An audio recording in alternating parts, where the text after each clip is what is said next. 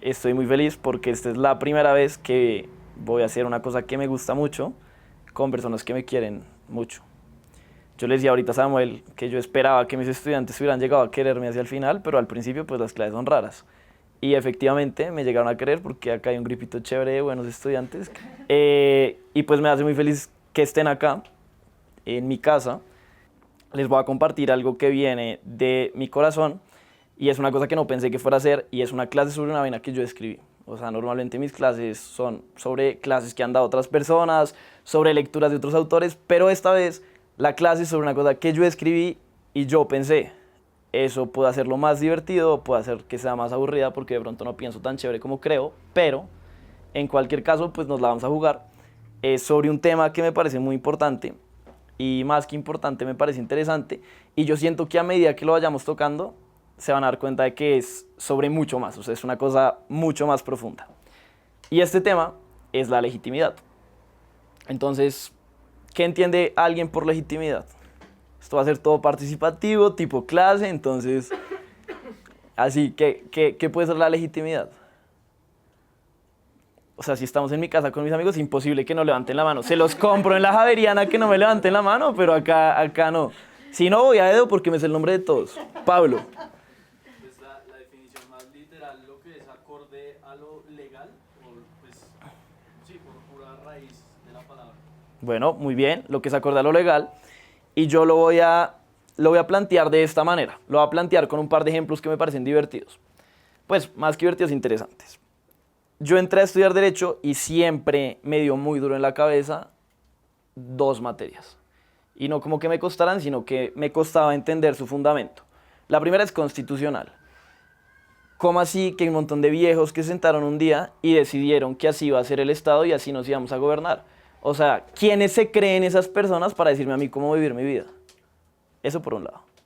Y el segundo, penal, que es lo más precioso que tiene el ser humano. Su vida. Su vida. ¿Y qué es lo más precioso de la vida? Aparte del amor que compartes con Simón. Libertad. La libertad. Y el derecho penal faculta al Estado para que llegue y diga, a usted le quito la libertad. O sea, eso a mí me parece igual una vaina muy fuerte, ¿no? O sea, son dos cosas que son súper pesadas y que mi pregunta ahí es, ¿qué les hace creer a estas personas que tienen derecho a hacer estas cosas? Entonces, más o menos por ese lado va la legitimidad. Y en un segundo nivel, un nivel más personal que me parece mucho más divertido e interesante, pues muchos de ustedes conocen a mi mamá, si no la conocen es ella, bella dama, ya vas a ver.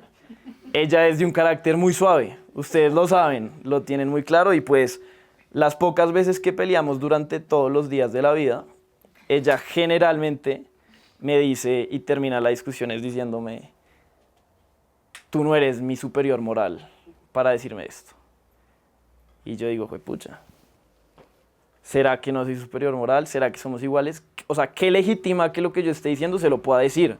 ¿Qué hace que yo tenga razón en la pelea que tengo con mi mamá y no tenga a mi mamá?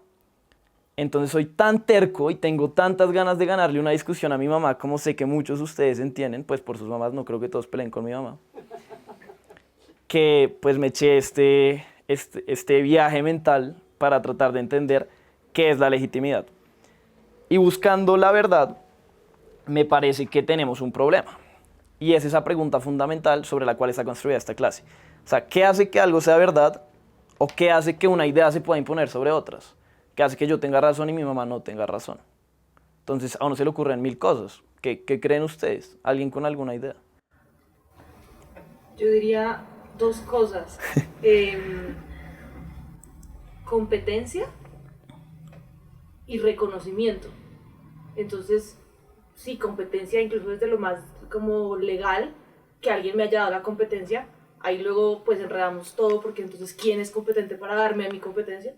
Y otro, el reconocimiento, la aceptación de los otros, de que yo tengo legitimidad para hacer lo que estoy haciendo. Eso es completamente válido. Porque y finalmente termina siendo casi que un argumento democrático, como los otros me reconocen a mí y eso me da legitimidad para imponer. Y ya vamos a llegar, bueno, eventualmente vamos a llegar a ese punto que es divino. Muchas gracias, Rebeca. Yo también diría que tú usaste Tú usaste la palabra verdad y si bien la primera palabra que vino a mi cabeza cuando dijiste legítimo fue cierto, creo que hay que hacer una diferencia entre si algo siguió el proceso para llegar a un punto y siguió la estructura establecida, porque hay estructuras para llegar a resultados, pero eso es diferente de que algo sea verdadero o cierto, y eso es pues uno de los elementos más importantes del derecho, y es esa relación entre la forma y el fondo. Eso es todo el punto de la segunda parte de la clase. Entonces, pues nos ahorramos media clase. Muchas gracias a todos por venir. Pidan la pizza a los 10 minutos, no a los 25. Pero, o sea, las dos dieron en el punto y sobre todo María Paulina me permite hilar con este siguiente concepto, con esta siguiente idea, que esta pregunta por la legitimidad nos hace preguntarnos por la verdad. ¿Qué es verdad? ¿Qué no es verdad? ¿Qué me permite imponer mi verdad sobre otra persona? Y para poder contestar esa pregunta de qué hace que algo sea verdad, a mí me parece que tiene que haber una solución necesaria si uno quiere llegar al fondo de ese debate. O sea, si yo quiero contestar esa pregunta, tengo que poder decir y tengo que poder afirmar, hay una verdad incontrovertible. O sea, tiene que haber una verdad. Entonces, mi mamá tiene una verdad, yo tengo otra verdad. Alguna de esas verdades, cuando la comparamos con la verdad superior, tiene que ser la verdadera. O sea, tiene que haber un parámetro que nos permite establecer cuál es la verdad verdadera, por decirlo de alguna manera. Igual eso es una premisa, la podemos debatir. Pero si partimos de la base de esta idea, tenemos dos opciones. Y la primera es pues, debatirla. Esa tal verdad no existe y cualquier intento por imponer una verdad es arbitrario.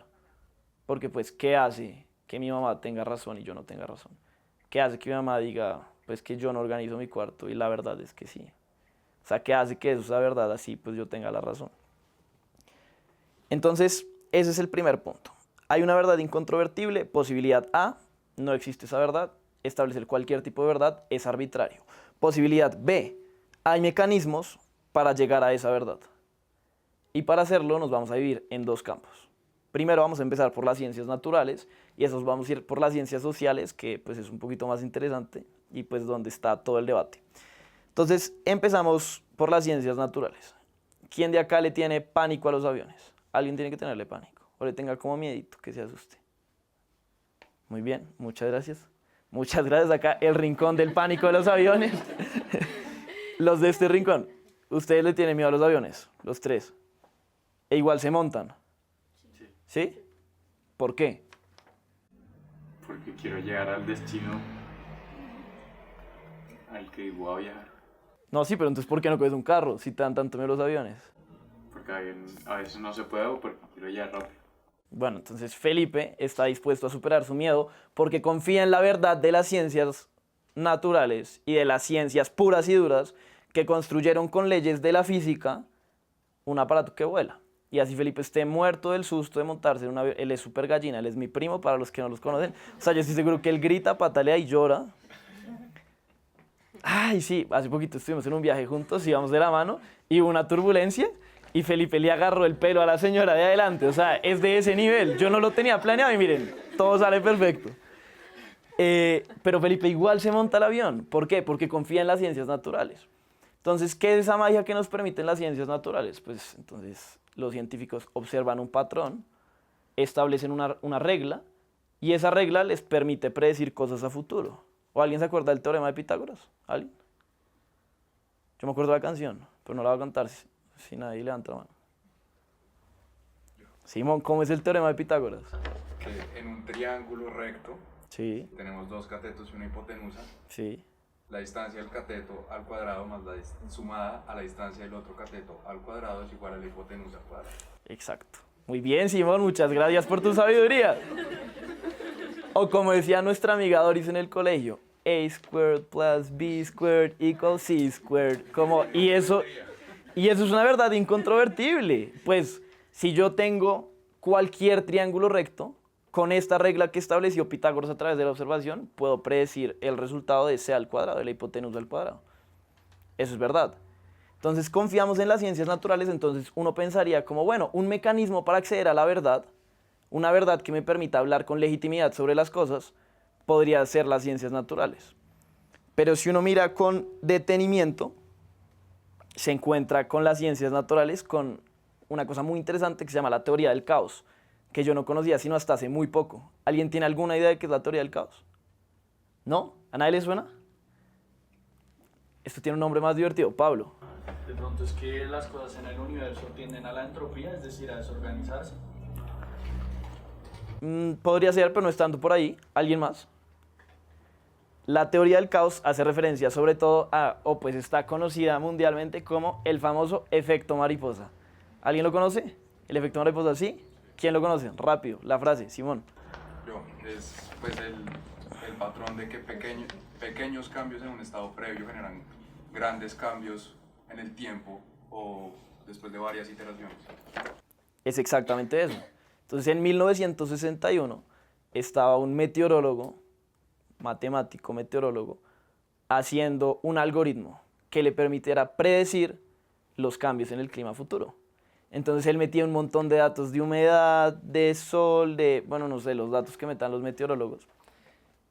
Y después de meter todos esos datos, como que se cansó de pasarlos, y pues hizo un modelaje, un primer modelaje, y después metió manualmente los mismos datos para hacer un segundo modelaje. ¿Eso qué quiere decir? Debería ser exactamente lo mismo, ¿cierto? Entonces el tipo se fue por un café, y esto es una historia real, man, se va por un café, vuelve, se sienta en su escritorio, y el resultado es completamente distinto. ¿Eso tiene algún sentido? No tiene ningún sentido. Entonces el tipo dice, ¿pero esto qué está pasando? O sea, esto está desafiando las leyes del universo. Y resulta que el tipo al meter un dato, era este dato, solo metió este dato y le faltaron los 3 últimos decimales. Y el solo no meter en un dataset de millones de datos, no meter los últimos 3 decimales de un dato, dio un resultado completamente distinto. Entonces nosotros nos remontamos. Las ciencias naturales nos pueden conducir a la verdad porque a partir de la observación establecen patrones y esos patrones nos permiten predecir la verdad. Y la teoría del caos llega y nos dice, oiga, unos pequeñísimos cambios en las condiciones iniciales pueden derivar en unas cosas completamente distintas. Entonces nos empezamos a preguntar cómo, oiga, pues las ciencias naturales y las ciencias puras y duras de pronto tampoco son la forma de llegar a la verdad absoluta. Y pues para la tristeza de Felipe y de esta esquina con fobia a los aviones se caen. Para tu tranquilidad. Y aquí en adelante, Felipe, en carro, yo ya vi. Entonces, pues eso nos deja pensando en las formas, pues en las ciencias naturales, como de pronto no son el mecanismo idóneo para llegar. Y este tema del caos, de la teoría del caos, es muy interesante, sirve para muchas cosas y sirve, por ejemplo, para modelar los fenómenos de las arritmias cardíacas, o también sirve para explicar y para modelar los fenómenos de las olas del mar y la espuma que generan. Entonces, cerrando el tema de las ciencias naturales, de las ciencias puras y duras, pasamos a las ciencias sociales. Y si es difícil establecer cuál es la verdad en las ciencias naturales. Hágame el favor, doctor Carlos Alonso, ¿cómo es de fácil establecer la verdad en las ciencias sociales? ¿Sí o no? Total. Muy fácil, muy sencillo. Tan sencillo que el único mecanismo que hemos logrado encontrar que nos da un poquito de paz es la democracia. Y pues la democracia mató a Jesús, ¿no? Y pues también eligió a nuestro presidente.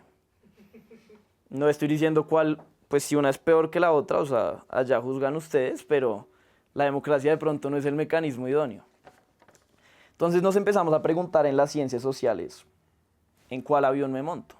¿Me monto en este avión? ¿No me monto en este avión? ¿Cuál se puede caer? ¿Cómo llegamos a la verdad en las ciencias sociales? Entonces existen, digamos que ciertos mecanismos que hemos visto pues a través de la historia. O por lo menos que yo he identificado y que me parece fácil de explicar, entonces eso basta para que el argumento siga funcionando. El primero es el Estado. Entonces, ¿quién dice la verdad? ¿Quién tiene legitimidad para imponer cosas sobre los otros? El Estado. ¿Y de dónde viene su legitimidad? Del pueblo. Ok, va. Y también tenemos otra opción, otro mecanismo dentro de las ciencias sociales para establecer la verdad, como un ejemplo, y son las religiones. ¿Y por qué lo que usted está diciendo es la verdad? Porque lo dijo Dios. Yo tengo un par de amigos que les ha pasado con sus ya exnovias, que llegan ellas un día de la nada y les dicen, Samuel, tú y yo tenemos que terminar. Samuel, no, pero ¿cómo así? No entiendo, pero si estábamos súper. ¿Qué pasa, Patricia? Y Patricia le dice, Samuel, Dios me dijo que lo mejor era que termináramos.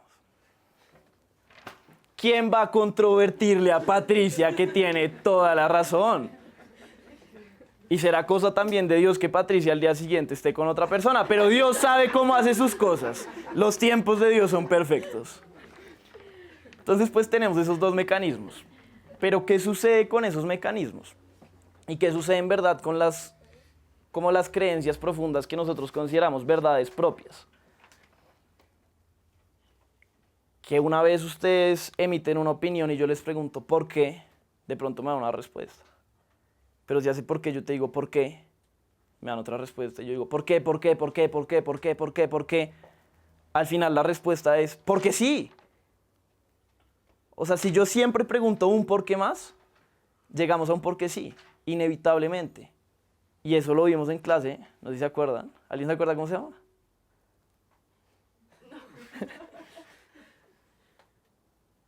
¿Tampoco? ¿No? Eso se llama el backstop epistemológico.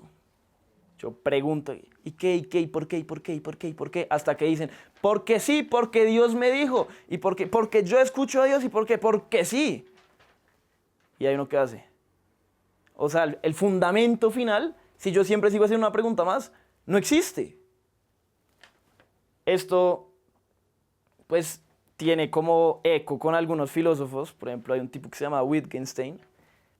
Y él dice que hay unas proposiciones bisagras. Que uno no se puede preguntar más por la verdad para que tenga sentido el conocimiento. Entonces, por ejemplo, para Descartes, esa proposición bisagra, ese backstop epistemológico es pienso, luego existo. Y a mí nadie me pregunte por qué. Pienso, luego existo y punto. Si uno le pregunta por qué, el man le pega un puño, porque sí. Entonces, cuando uno llega a ese final del pensamiento, uno se da cuenta de que las creencias profundas y las ideas que uno tiene, pues están fundamentadas en arena movediza. Y pues ese backstop epistemológico es necesario, como lo decía Wittgenstein, para construir el conocimiento. Es como si uno tiene un edificio y sus cerchas, sus columnas principales, no están. Entonces, nosotros soltar esas proposiciones bisagras, pues es como dejar el edificio sin cimientos. ¿Problemático? Si alguien más lo encuentra problemático. Bueno, excelentísimo. Esa es la idea. Entonces, vamos súper. Entonces, como con esta introducción llega mi planteamiento, y creo que esta clase va a ser un poquito más corta de lo que pensaba, entonces la pizza. Podemos ir mandando el celular para pedir la pizza. Porque viene mi planteamiento y mi propuesta. Y tengo que decir desde ya una cosa. Mi planteamiento y mi propuesta es una cosa completamente arbitraria.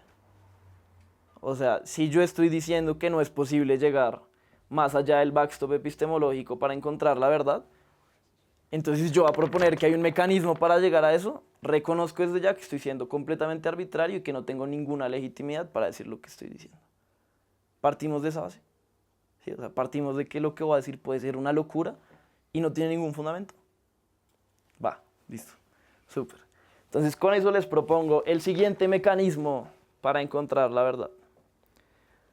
Este mecanismo se llama la intuición. Se llama la intuición. Shakira lo tiene muy claro. Es la intuición como mecanismo para llegar a la verdad. Y es una cosa completamente emocional que se sale un poquito más del campo de lo racional y por eso es tan difícil. Y para esto, antes de llegar a explicarles por qué creo que la intuición es mi respuesta por el momento, en este momento de mi vida, voy a tocar dos temas y dos cosas que se van a conectar. Entonces les pido que la primera que les diga la guardemos en la cabeza y después la segunda que les diga la guardamos en la cabeza y de repente yo les digo, únanlas y va a ser ¡puf! Si todo sale bien. ¿Listo? Excelente. En el derecho existen diferentes corrientes del pensamiento, diferentes corrientes que señalan de dónde proviene el derecho. Mis amigos abogados, ¿qué creen que son estas corrientes? Son dos. Las estudiamos en primer semestre, en introducción al semestre, y en cuarto semestre o quinto semestre en teoría del derecho. Mis amigos abogados no, mis estudiantes abogados. Y si no, yo llamo a la Javeriana y que los echen. ¿Cuáles creen que son? Pero espera, ¿teorías de qué? Teorías de, o sea, ¿de dónde viene el derecho? Ok. Derecho natural y positivo. Muy bien, entonces estamos hablando de naturalismo y positivismo. ¿Qué mis estudiantes iban a decir eso? Sí. Muy bien, van volando. Entonces tenemos naturalismo y positivismo. El naturalismo, una idea vaga de qué es el naturalismo. Alguien que ilustre a nuestros compañeros no abogados. Estas son teorías que nos explican de dónde viene el derecho. ¿Listo? ¿Qué dicen mis compañeros abogados? María Paulina. Pues Santo Tomás de Aquino decía que, perdón, Santo Tomás de Aquino definía el derecho natural como la razón ordenada por la fe. Entonces él decía, la razón reconoce esas reglas de derecho natural que rigen lo que es el bien. Y el derecho viene del ser humano reconociendo por sus características intrínsecas qué es ese bien y cuáles son esas reglas que nos llevan a lo que es correcto. Es un equivalente al derecho en principio. Pues justamente ese es mi autor que cito en el texto que escribí sobre eso, entonces lo explicaste perfectamente. En otras palabras más sencillas, está el derecho en las alturas con el Señor y Patricia, tu exnovia, lo reconoce derechito.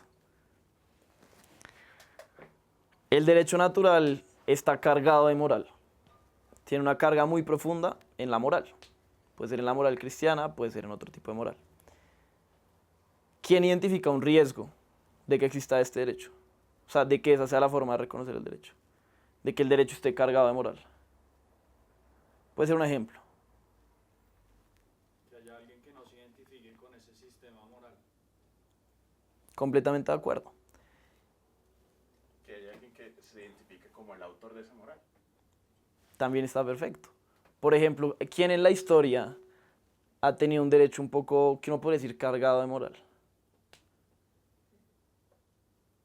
¿Cómo era la moral del pueblo alemán del Tercer Reich y su derecho? Pues a nuestros ojos perversa. Pero pues era su moral y con esa perversión llegaron al poder y exterminaron toda una población.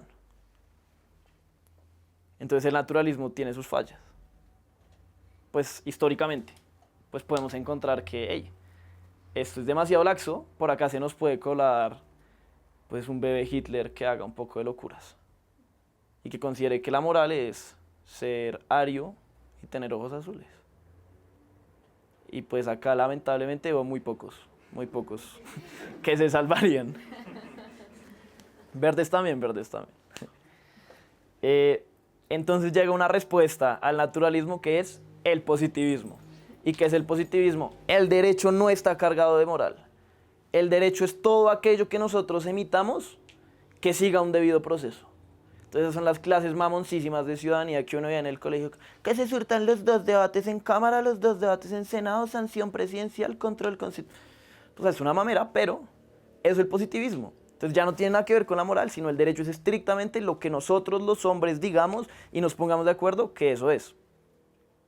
Y ahora yo les pregunto, ¿qué pasa si esa ideología nazi permea ese sistema y llega ahí en el Senado? Oiga, hay suficientes personas que votan por esto. En la Cámara, hay suficientes personas que votan por esta sanción presidencial. Hitler, ay, sí, súper chévere, matemos judíos. O sea, ¿qué pasa? ¿También es una posibilidad o no es una posibilidad? Entonces el problema está por ambos lados. Y tanto está este problema que hay, esto me parece súper interesante, que es algo que yo no conocía. Hay un señor Radbruch, que era un positivista furibundo. Llegó el nazismo y dijo, no, yo me vuelvo naturalista. Porque algo que sea así de injusto no puede ser derecho. Y desarrolló el test Radbruch. ¿Qué es eso? Si el derecho es injusto, el Estado es ilegítimo y no hay derecho. ¿Pero eso qué nos muestra? Pues que tenemos esa ambivalencia. Y este preámbulo de esa primera cosa que les dije que íbamos a hablar es para explicarles una posición que me gusta mucho, que es la posición de Ronald Dworkin. Entonces, Ronald Dworkin dice lo siguiente. Oiga, hay un derecho, o sea, hay un derecho que construimos nosotros, pero ese derecho está compuesto por muchas más cosas. Entonces, es derecho, así no esté escrito, o sea, creo en el derecho escrito, pero así no esté escrito, es derecho todo lo que tenga que ver con derechos humanos. ¿Y qué son los derechos humanos? ¿Cuáles son los derechos humanos? ¿Alguien? ¿Alguna idea? ¿No? ¿Tenemos ni idea cuáles son los derechos humanos? ¿Pasa nada? Pero generalmente son los que están intrínsecamente relacionados con la dignidad humana. Ahora a mí, alguien hágame el favor y tenga la osadía de decirme qué carajos es la dignidad humana. Alguien explíqueme qué es la dignidad humana. Y si alguien cree que la puede explicar, justifíqueme por qué es la dignidad humana y por qué nosotros creemos en esa definición de la dignidad humana. Entonces llegamos a este punto y tenemos que decir por qué sí. Entonces, más que entender qué es la dignidad humana, yo creo que podemos identificar qué no es dignidad humana. ¿A alguien se le ocurre alguna situación que no sea dignidad humana? Que diga esto no es digno. Cualquier situación. La terminada con Patricia, o sea, puede ser cualquier cosa. La esclavitud. La esclavitud no es digna. ¿Alguien cree que tener esclavos es digno? ¿Quién levantó la mano por allá? Nadie la levantó, tranquilo. Gracias a Dios. Pero ese es un ejemplo. O condiciones de pobreza extrema no son dignidad humana. Por ejemplo. Entonces es más fácil identificar qué no es que qué es. Listo. Damos esa idea, esa primera idea, en reposo. Idea 1, en reposo. Lateral. Idea 2. La idea 2 es un poco más hollada, entonces les pido emoción para que me copien. ¿De qué están compuestos los átomos? ¿Alguien sabe? Simón. De partículas subatómicas. Listo, ¿y cuáles son? No se vaya hasta el final, sino a las 3. Protones, neutrones y electrones. Listo, muy bien. Entonces, a nosotros nos enseñan que tenemos... El campo egipcio que colapsa. Por rompimiento de simetría. Hasta allá era donde no había que llegar. Entonces, a nosotros nos enseñan que este es el núcleo del átomo que tiene protones y neutrones, y que hay neutrones. Y acá hay electrones dando vueltas, ¿cierto? ¿Sí o no? ¿O no? Lo dije mal. Es así, en teoría. Va, Simón me copia. Va. Y si Simón ahorita tiene una contradicción, se la va a guardar para después del video. No, mentira. Pero estamos compuestos, pues se supone que la partícula integradora más chiquita que hay, a grandes rasgos, es el átomo. Y el átomo está compuesto de subpartículas, de partículas subatómicas, que son protones, neutrones y electrones.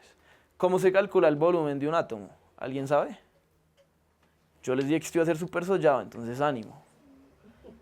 Entonces se calcula por el volumen que recorren sus electrones. Ahora, ¿qué pasa si yo les digo que el volumen del átomo es 99% espacio vacío? Es que, ¿qué hay en ese espacio que recorren los electrones alrededor de los protones y los neutrones? Nada. No hay nada. No hay absolutamente nada.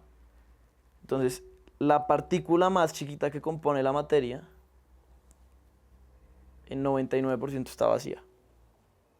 O sea, este piso está compuesto de esto, la pared también, y sobre todo, Gabrielito también está compuesto de el micrófono que tapé también está compuesto de esto. O sea, todo está compuesto de esto. Y si nuestra partícula más chiquita de composición sobre la cual se construye todo lo que somos es 99% nada, entonces, ¿qué somos nosotros? Muy bien, Sara. Pues, en teoría no somos nada, ¿no?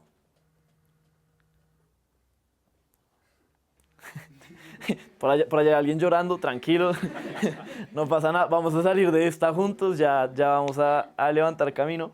Pero, o sea, para poner un ejemplo, un electrón en un átomo es como un maní en un campo de béisbol.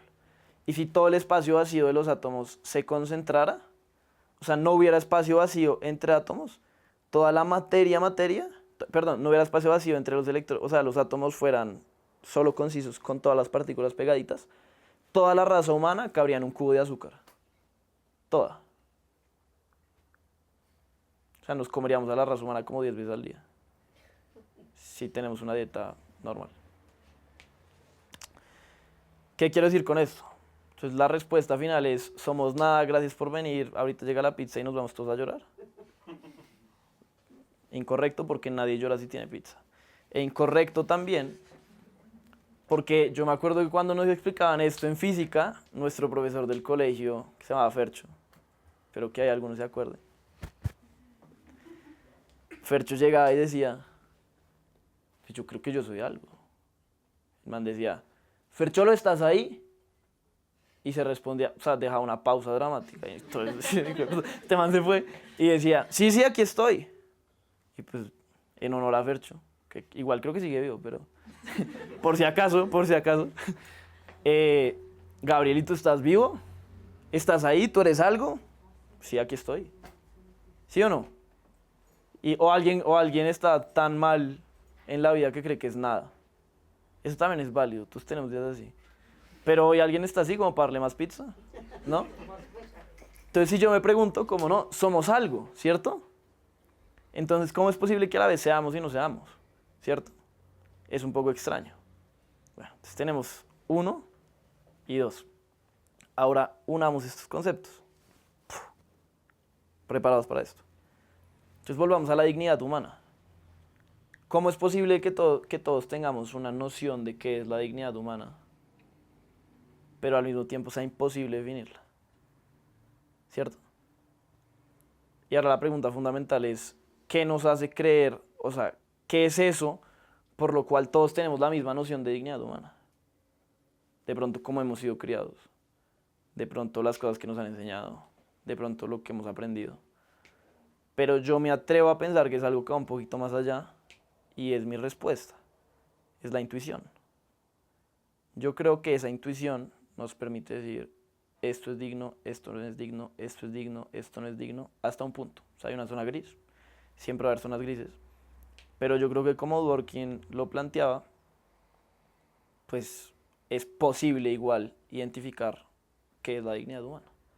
Entonces, si yo existo, a pesar de no ser nada, conceptos como la dignidad humana pueden existir a pesar de no ser nada, y la verdad como concepto o como idea puede existir a pesar de no ser nada. Pensemos en las ciencias naturales en las que dejamos de lado ahorita. Yo utilicé como contraargumento la teoría del caos, pero al mismo tiempo, pues la teoría del caos por el momento puede describir lo que sucede. Eso no quiere decir que un día no pueda encontrar, identificar esos patrones y poderlos predecir a futuro, y pues encontramos más y más y más verdad. Porque la verdad es que sí funciona, porque sí nos montamos a los aviones. Entonces mi argumento es, a pesar de que sea completamente arbitrario no establecer que existe cualquier tipo de verdad, y así sea completamente arbitrario yo llegar y decirle, mamá, tengo razón, igual es posible. Y el mecanismo que yo elijo completamente arbitrariamente es la intuición. Entonces, la capacidad de identificar verdades, la intuición, yo creo que es algo que debemos ir puliendo todos los días, puliendo día a día. Pero es una cosa tan abstracta que se sale un poquito del campo de lo racional, se sale un poquito del campo de lo académico y trasciende al campo emocional o trasciende a otros campos. ¿Vamos? ¿Tiene sentido? Entonces nosotros poco a poco pues podemos ir afinando nuestra intuición para tener la capacidad de ver con más claridad la verdad. Ronald Dworkin al final define el derecho no como positivista, no como un conjunto de normas, no como naturalista, como una moral regalada del Señor, aunque pues igual es súper abstracto su planteamiento, sino lo define como una actitud. Dice, el derecho es la actitud de derecho, o sea, la actitud de dignidad humana hacia los otros y hacia el establecimiento, y pues eso tiene 1000 ramificaciones. Yo me le robo un poquito el tema de la actitud porque yo creo que el mecanismo para llegar a la verdad, siendo la intuición, es un poco de actitud de ser capaz de discernir y ser capaz de decir esto es, esto no es. Y es, pues a ver, no solo lo he dicho yo, lo dijo Platón también. Pues no exactamente esto, pero pues valoraba altamente la intuición. Y yo creo que al final del día, cuando nos enfrentamos a la posibilidad de que somos 99.9% nada, pues planteamientos tan locos como este, pues pueden funcionar en un mundo así, en donde la mariposa aletea en Brasil y eso causa un tornado en Texas. Este planteamiento pues tiene alguna posibilidad de resonar un poquito con la verdad. Y ya para cerrar y terminar, pues si se quieren quedar charlando, paila, porque solo pagamos pues 1 hora de esto. Para cerrar, yo quiero decir lo siguiente, y es que mi propósito con este ejercicio, más allá pues de ser muy feliz, porque esto me hace muy feliz, y como compartirles y compartir este evento con ustedes en mi casa, ahorita con pizza y cerveza va a ser muy especial, es el siguiente, y es que yo creo que es muy difícil afirmar una verdad y al final del día decir mi verdad es incontrovertible. Entonces, ¿cómo así? O sea, mi verdad es incontrovertible. En verdad, ¿qué te legitima para poder decir eso? Tú puedes hacer un ejercicio como el mío de la intuición y creerte el cuento de la intuición, pero si al final del día llega un detractor y me dice, ¿y por qué? ¿Y por qué? ¿Y por qué? ¿Y por qué? ¿Y por qué? Porque me gustó Ronald Dworkin cuando lo leí, porque me parece chévere su planteamiento y porque me gusta pensar que existe algo más. ¿Por qué? Pues porque fui, por si no se han dado cuenta, criado en un entorno católico. O sea, ¿sí me entienden? Como yo puedo creerme mi cuento completamente, pero igual eso no hace que mi verdad sea verdadera y pues tampoco le resta verdad a la de los demás. Verdad a los demás. Entonces, mi invitación final es, yo creo que vale la pena entender que ninguna verdad es incontrovertible hasta que se demuestre lo contrario es imposible. Entonces, si todos nos tomamos un poquito más con calma las verdades de los demás, entendiendo que no tenemos ninguna legitimidad para imponer la propia, pues podemos llegar a un espacio donde la intuición sea un poquito más fácil de decantar. Y muchas gracias por estar acá.